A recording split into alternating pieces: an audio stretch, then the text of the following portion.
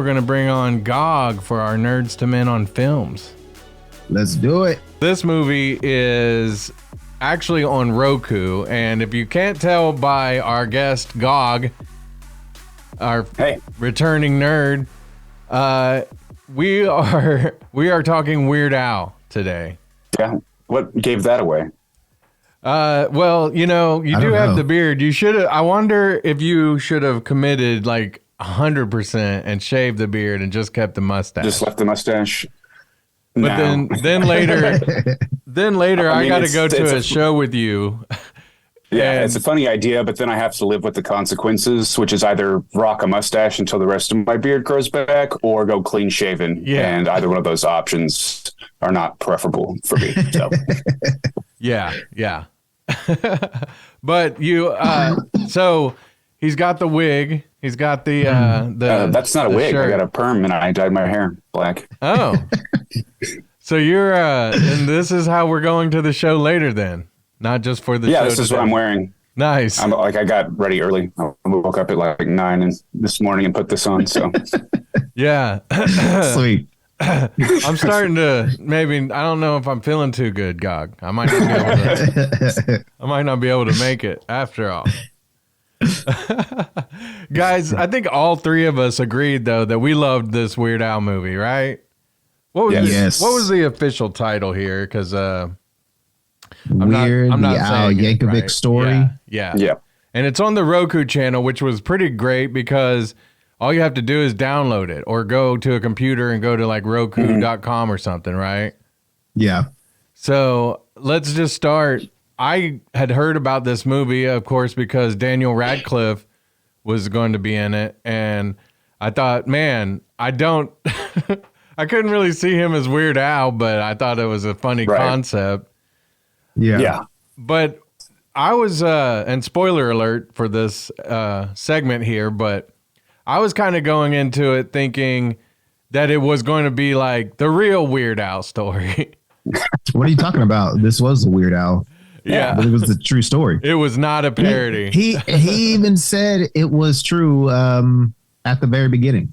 So he prefaced the whole movie. So it's all factual information. Yep. Yeah. It's all historically accurate. I'm gonna write a paper about it. You know what's funny though is before we just start kind of talking about elements of the movie itself, I was listening to a podcast with Weird Al, and he was talking to Bill Maher, and they were talking about like the Ray and Elvis movies and just the typical musician, like I guess like the Queen or the Elton John movies. Although Elton John's movie was different because did you see that one, Rocket Man? No, I have not seen that one. Oh, okay. It was a little different than your typical one too, but he was talking about like just different things, like how they compress their lives into these movies. And so like a lot of things don't happen in factual time that they happened. And then some of the things didn't really happen at all. Like in the Elvis movie, I was like, man, I didn't realize that Elvis was forced to be drafted into the war. You know what I'm saying? Because he was dancing and stuff. And then come to find out, according to Bill Maher anyhow, that wasn't true. It just made for a more compelling storyline. Yeah. And so I always figured, and that was something that like with the rock and roll or any kind of musician documentary, or not actually documentary, the biographical movies that they make, I always like them because I'm into that, but I always do kind of think, I don't really think it happened just like that. So the fact that Weird Al plays on this for a lot of comedy throughout this movie was one of the things that I enjoyed the most. Oh yeah, I just love the ridiculousness of it all. Especially the part where he decided to make up his own songs. He wanted to be original, and the whole "Eat It" song. I didn't realize that "Eat It" came first. I didn't realize that either. So that shocked me.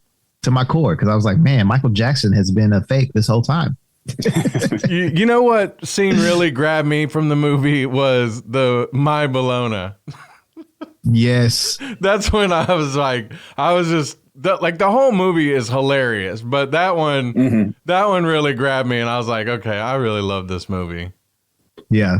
Gog, what were you thinking about the movie overall? Oh man, I loved it. I mean, I'm a huge Weird Al fan to begin with. Like, I think I was in 5th grade when I got introduced to him, and like he was my barometer for what kind of music I eventually got into. I'd like go back and listen to the original versions of the songs, and it kind of like informed my taste in music. And so I've been a fan ever since. And like I knew it was going to be ridiculous as soon as I heard that Harry Potter was cast as Weird Al, Daniel Radcliffe. But I don't know. It was just, I laughed so hard the entire time. And it's not really the first movie to kind of poke fun at that biopic genre. They did it with Walk Hard, the Dewey Cox one. Yeah, for sure.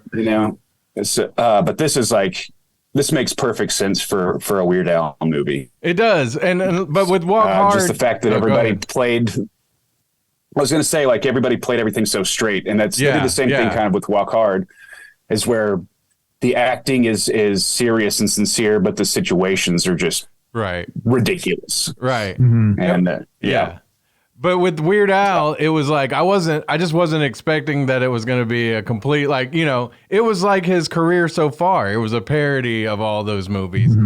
Whereas the Walk Hard was like all those movies put into one movie. Right. Yeah. For comedic effect, and was really funny.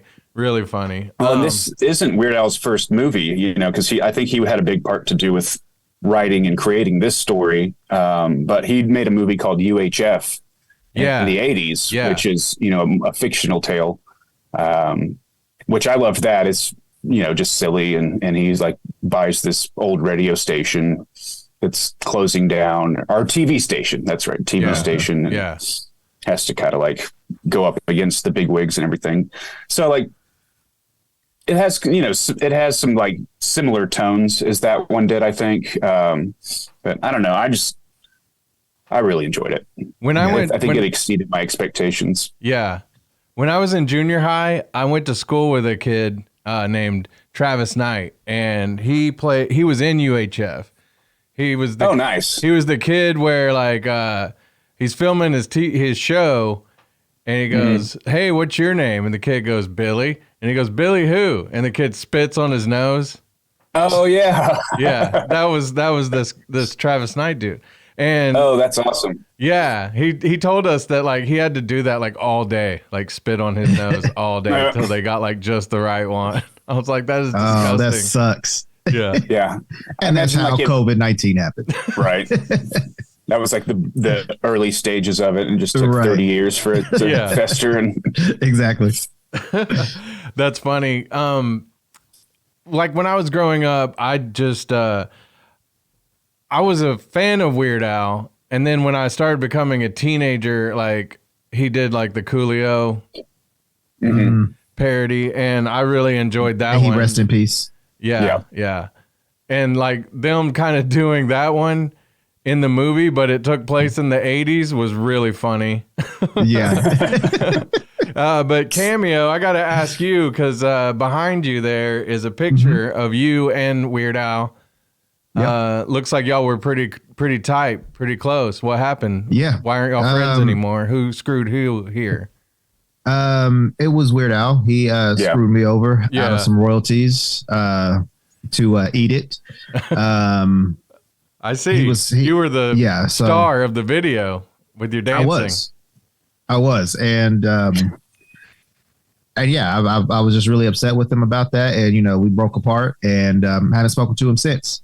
But I will say, I will give credit to where it's due. The movie was very, very accurate. Very accurate. Well, sometimes you got to separate the art from the artist. And exactly. That's one of the one of the risks you take when you meet your heroes is you never know what they're going to be like in real life. Yeah, exactly. A buddy of mine went and saw Weird Al just recently at the Rose State College, and I when I was listening to Weird Al, he was saying like all he's doing right now on tour is his originals. He's not doing any of the parody songs. Oh, that's cool. It is, but this is like the second time he's done that, where it's like a ridiculous title, but it has like self-indulgent something to her in it. And he's just like, because typically when he does a show, he does a huge production. He does, probably at least a dozen outfit changes for all the different hits and everything. Yeah. So with this one, he wanted to go out and just like sit on a stool and not have to worry about all that stuff and just play the original tracks off of his records. Right. Gotcha. But I'm kind of like, man, if I go to see Weird Al and I don't really know he's just doing originals and I don't hear any of the parody songs, I'm going to be a little disappointed. Yeah. Right. So that's why I didn't go to this tour. Oh, well, didn't he come to he came to the amphitheater not too long ago, right? I'm not sure. I saw him probably about like 4 or 5 years ago. And he played at like the Classen High School auditorium, which was kind of unusual. Oh, weird. How? But it was a great concert because that was the one where he was doing the production value and playing all the hits and everything. At a high school. Okay. Yeah, at a high school. That's crazy. Back to the movie for a little bit. Daniel Radcliffe, what'd you guys think about him as Weird Al? Gal, you can go first. Okay. Well, obviously he doesn't come across like Weird Al the person, but I think because of the nature and the tone of the movie just being so ridiculous, it's perfect. Yeah. Yeah. I really enjoyed it. Cameo? Yeah, I'd have to agree. It was like his acting was almost kind of over the top. Yeah. In some parts, and I feel like it was needed for this movie because, I mean, I'm not a huge Weird Al fan to be like, man, I want to, biopic pick or mockumentary of this dude. But I think, with how successful Weird Al has been and a successful actor like Daniel Radcliffe is, putting those two minds together, and then, him just having fun with it just made it all the better for me and, for the film and everybody else that's watched it. Cause I mean, it's, again, I love kooky and crazy movies like this. So this is like right up my alley, and yeah, Daniel Radcliffe, chef's kiss. I really thought like his earnestness was really funny throughout the movie. I had to ask my wife. She's a little older than I am. I'm 43, and I'm German. I'm like a quarter German, but I don't really like. Our family didn't like do German stuff, growing up. So I was like, Jen, is there really such a thing as polka parties? Because I want to know why I wasn't ever invited to one, Yeah. Well, you had to be one of the cool kids, Yeah. Yeah, I guess so. And where can I find a Hey Boy? I need to find a Hey Boy, like ASAP. Hey Boy. That was also great. Let's see. I want to talk about some of the cameos. There was so many cameos throughout this movie. And you never, that's the thing. With Daniel Radcliffe playing Weird Al, with Weird Al playing a record executive, which was also hilarious. Yeah. Alongside Will Forte. Yep.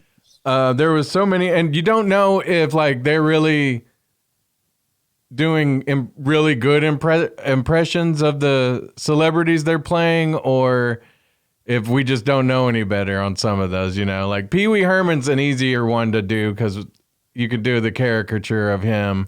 Yeah. Right. But some of the others, like Dr. Demento, I wouldn't really know what he was like in real life. Rainn Wilson, though. I love Rainn Wilson so much. Yeah. Yeah, absolutely. Everything he does, from horror movies to The Office, I think he's great. He's over the top. Who played, let's see, I got to talk about who played Madonna in this movie? Was it Evan Rachel Wood, I think. Yeah, that's what I was thinking, from Westworld. Yeah. Yeah, that was actually when I was like, okay, I call BS on this movie. None of this really actually happened. You sure? That was the point. In the movie. It's funny because like some of the details are true. Like they took the opposite approach where rather than like coming up with a few fake ideas and most of it being true, it was mostly not true with like some things that actually did happen. Oh yeah. Yeah, they outlined it. Where'd it go? Well, like I'm sure like the guys in his little band, the way that they lived together and hung out and did all the stuff, I'm sure that was probably true. But like the way it happened in the movie where he didn't even know any of them played and then they were all like suddenly a band. Instantly a band. Yeah, that was funny. Like it wasn't relevant at the time. Like, wait, what?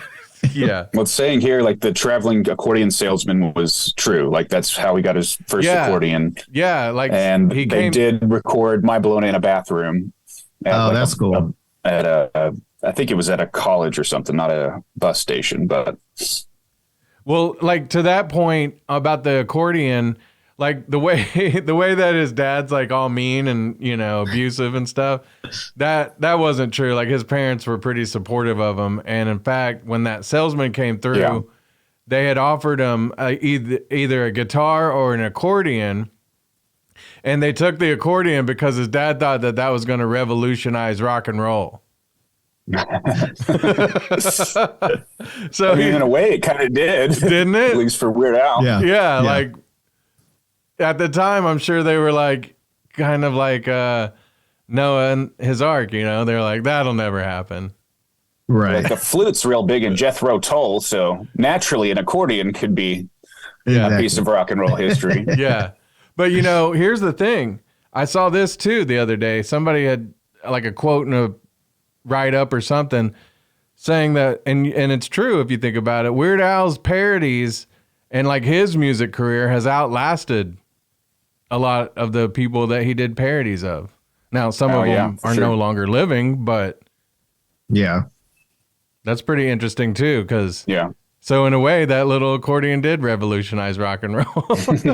We just So, well, it's really impressive that he like actually goes into the studio and records all the parts. He's not just like taking tracks from the original song and then putting vocal tracks over the top of it. Like he's got a whole studio band that goes in and redoes it and, you know, kind of adds some embellishments and stuff. Yeah. Who was it that I was gonna? Oh man, one of the cameos I was gonna bring up. I just lost my mind. There was Jack Black, Thomas Lennon, yes, Jack Scott Black, Aukerman. Jack Black as Wolfman Jack. Yep, that was really good too. Because I have seen Wolfman Jack and some things. You know, he was in movies and stuff, and also did a lot of radio stuff in California, Mexico, stuff like that. Yeah. So and Conan O'Brien as Andy Warhol. Yeah. Oh, that was who was Andy Warhol. Okay. I didn't realize that, but that's really funny. Yeah. Any of the other cameos you got right there? Oh yeah. There's Dimitri Martin played Tiny Tim. Yeah, that was creepy. Pee Wee Herman. I don't know if you're familiar with Paul F. Tompkins. He's kind of he does a lot of podcasts and improv stuff, but he played Gallagher. Akiva Schaffer from Lonely Island played Alice Cooper. So there's just like a ton of people. And then, of course, you know, Josh Groban shows up just as a waiter, which is hilarious. Yeah. And then Seth Green as a radio DJ. Oh, just to name a few. I didn't remember seeing Seth Green there, but there was some people that were there at the party that didn't really have like any lines. They were just hanging out. Right. Yeah, for sure. This movie was made by... Was it Will Ferrell's company? Like, is that was it College Humor or what's the name of that website? I think so. Yeah. College Humor. Yeah. Does Will Ferrell have, does he still own part of that or am I making that up completely? I think that what it was Will Ferrell and Adam McKay that started that out. Yeah. I'm not sure if they are still involved with that. I know they don't really work together often anymore. Yeah. For whatever reason, but I'm sure they still have like partial ownership, but I don't know that they were like involved in the making of it in any way, aside from probably throwing some money into it. Right. That was when I first realized, though, like when that came up at the very beginning, I was like, oh, this isn't going to be what I thought it was going to be. Yeah. And one cameo I forget to mention was Dietrich Baddard does the narration. Yeah. Oh, yeah. Yeah. He was in, what was that movie he was in back in the day, the Beverly Hillbillies, when they the movie adaptation. Yeah. But he was also in Drew Carey, right? The Drew Carey show. Yep. Yep, and Office Space, and he's the voice of Batman on Harley Quinn. He sure is. Good call. I thought. Oh, and Rex Squando, Napoleon Dynamite. I thought it was really funny that he was the narrator of the movie. He wasn't doing like his normal voice. He was kind of made it like he was a badass. His Batman voice. Yeah. What were you about to say, Cameo? I would say Lin-Manuel Miranda. He was. That's right. He was the doctor. In there. Sure, Hamilton, his most iconic stuff that he's done. Done tons of other things as well. But this movie was just jam-packed with amazing actors. So I don't know how they paid these people, but I don't know if it was like, hey, this is like, total, low budget. You want to do it, great. If not, I totally understand, but we can only offer you so much. I'm wondering how they got all these people to do it. I would imagine a lot of them took very little pay just to be a part of it, because a lot of these people have some sort of a relationship with Weird Al, just over the course of his career. So I'm sure that plenty of people were just like, yeah, I'm down. Yeah, that sounds like a fun. And it was only it took 18 days to shoot the whole movie, according to the internet. So it's not like anybody was stuck on set for extensive periods of time. Right. Well, Weird Al was saying that whole pool scene was based on the one from the Mark Wahlberg movie. What was the? Was that Rockstar? Yeah, no, the one where he was the porn star. Oh, Boogie Nights. Boogie Nights, yeah. It was based on the pool scene from Boogie Nights. Which, who knows if it was really that way or just that Weird Al said it. So either way, it's a great story. But the movie is also really, like I say, it's got people doing cosplay of it. Cameo, for how you were excited about Wakanda Forever. Dorky white guys are excited about Weird Al. Oh, really? Yeah. I couldn't understand anybody trying to dress up like Weird Al. I frankly find his outfits a little bit ridiculous. Yeah.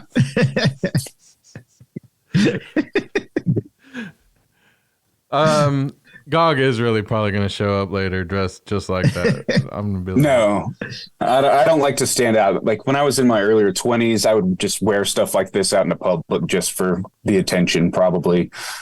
But nowadays, I prefer trying to blend in a little bit more. So basically, he kind of goes through the arc where he becomes the bad guy in the movie, where he's just drinking all he can drink. And Madonna's ruined his chemistry with his band, and he puts on a really bad Jim Morrison type show, which was really funny. Then they find themselves kidnapped by it takes a strong turn at that point. That's when it really gets off the rails. It's silly and very kind of in that world of biopic, and then it just turns into a completely different movie for that third act. Right. Who was it Escobar? Pablo Escobar, Yeah, he kidnaps him. And instead of, and we're going full spoilers here, instead of him going ahead and just doing a show to appease him because he's kidnapped Madonna, and he goes full Rambo on him. Yeah, but then I think that's a callback to UHF, because there's a scene where I think he is having a daydream, and they do a whole Rambo spoof scene. Nice, that's nice. And so he goes. He ends up having to fight Madonna, right? Or does she let him go? Oh no, yeah, that's right. Well, she ends up like shooting at him because he's leaving. He's like, I can't do this. Well, because she's like, hey, we could take over now that Escobar's dead. And he was like, no, I've got a accordion career to play. You know? So it got ridiculous, and I was there for it because this was great. I mean, like I said, it was really just indicative of Weird Al's humor throughout the whole movie. So I really love this movie. I recommend it to anybody. Anything else that sticks out about this movie to either of y'all that y'all wanted to? I didn't realize that he was assassinated and then came back to life. Yeah, I didn't know that happened. Yeah, full spoilers here. That was a spoiler in life that a lot of people don't know. Yeah, because I was shocked about that. Yeah, I was shocked because look at him. He looks really healthy when I met him. You know. Yep. Right. That's what happens when you have that accordion money. You can afford to have those procedures to bring you back to life. Yeah, you see the best doctors. Man, his parents did make a good decision. What were you going to say, Gar? Right.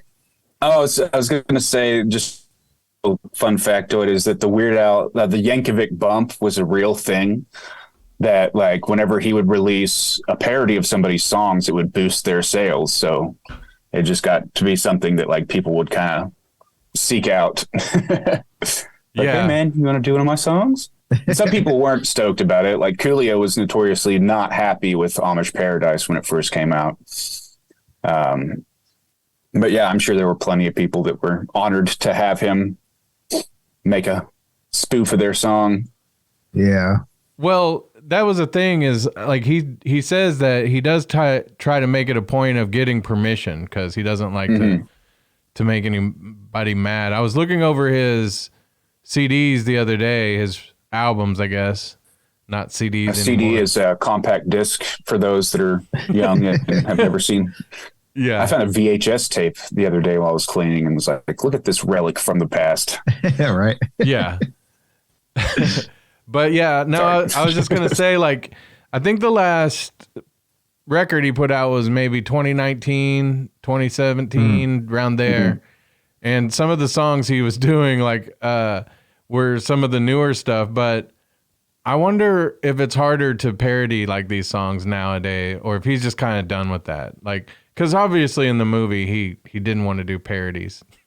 Well, I know that he had signed like a 20 album or some ridiculously high number contract with his record label.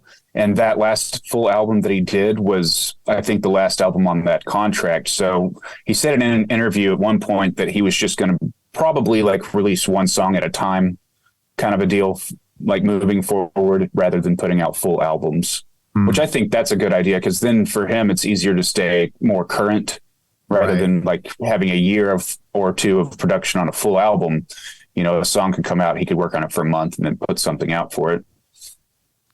What was some of the bigger, like, I mean, the movie did cover his biggest songs, right? Like Beat It or Eat It was huge. And then, but like, Surgeon. I also, Surgeon, Fat, Gump. On his records, didn't he like always do like a polka like version of like a bunch of songs put together? Right. Yeah. That was a medley fun. of like a bunch of songs that he puts together. Those really, Yeah. pretty great. Weird Al's pretty funny dude, so I recommend this movie. I recommend if you don't know much about Weird Al and you've sat through this whole conversation about his movie, that you go watch the movie and go listen to some of his music throughout the years. If you get on like Apple Music like me, you can always just get like the essential playlist, which is basically the best ofs. People are like, what's the best of? We know what an essential playlist is. Get out of here. Yeah, and if you're in a music composition class and you're doing a history paper on Weird Al for whatever reason, this is a true and accurate telling of his life. So don't listen to any other sources. I promise you'll get an A+. Promise you. Promise you. So very historically accurate. Agreed. I'm kidding. Don't do that. Don't. Yeah. He was notoriously like, he never did drugs or drink alcohol, or like he has a notoriously kind of innocent and controversy free life. So that's what makes another part of this so funny. Man, this movie was amazing. I liked it a lot. So yeah, I give it. We can't do that anymore. We'll get banned. So yeah, we used to make not fun of, but joke about our movies. Like we would rate them according to how many times Kevin Smith shed a tear. Mm-hmm. And Google started flagging us, saying that we were benefiting off the pain of others or something. I was like, okay, well, we won't put that graphic up anymore. Right? Yeah. Yeah. So we didn't want to benefit off the pain of others, These were happy tears. Yeah. Happy tears. Right, exactly. So we haven't figured out our new rating just yet. Mm-hmm. Kevin Smith faces. We will be benefiting off the joy of others. Okay, so it has to stay neutral. Yeah. Kevin Smith hockey jerseys. Yeah. Right. There you go. Yeah. I give it 3 out of 3 Kevin Smith hockey jerseys. Same here. But Gog, I was wondering did you have like a musical tribute to Weird Al planned? If you could maybe play us out for a little bit. I can try. I got my squeeze box here. Yeah. I don't know how to play it, but fire it up. I think some of the buttons are broken. Oh, okay. And Zoom just prompted me. It said playing music. I mean, it's debatable if you want to call it music, but all right, God writes the bus. Well, thank you for that joining devil us. Box, get it out of here. Well, thanks for having me, gentlemen. Yeah. Pleasure as always. Yes. And, Yes, we'll be talking a little later on our Tales from the Dork Side podcast. That's right. I'll make sure to do a wardrobe change before that. Yeah. If people want to tune in to that, this week we're going to be talking about a pretty decent Thanksgiving horror movie and maybe 2 of the worst movies I've ever seen, which are somewhat related to Thanksgiving. So yeah, that's a good. I feel like that's a good. That's a nice teaser. Teaser. There you go. There you go.